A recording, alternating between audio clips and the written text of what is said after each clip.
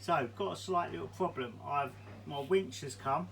I've tried pairing the remote to the receiver. Obviously this comes as a full package, but as soon as I connect the power to the winch automatically sucks the cord straight up, and it doesn't release it. The control switch won't do anything. Hello, yeah, so unfortunately I'm pretty sure I've got a faulty unit. Either the winch is faulty or the receiver is faulty.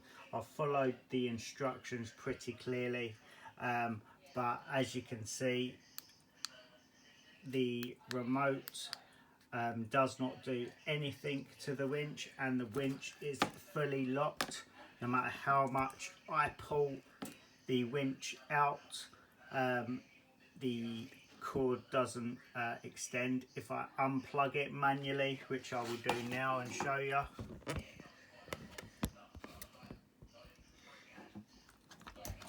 if I unplug it, I can then take the cord out. Another thing, this motor is very hot, but as soon as I plug the winch in,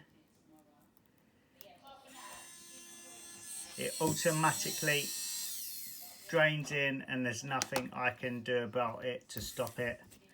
As you can see there, I'm not touching the controller. As soon as I connect the battery, it just comes in, and there's nothing I can do about it. And like I say, this motor is getting extremely hot. So yeah, unfortunately my unit is faulty. So hopefully we can sort something out. Take care, bye bye.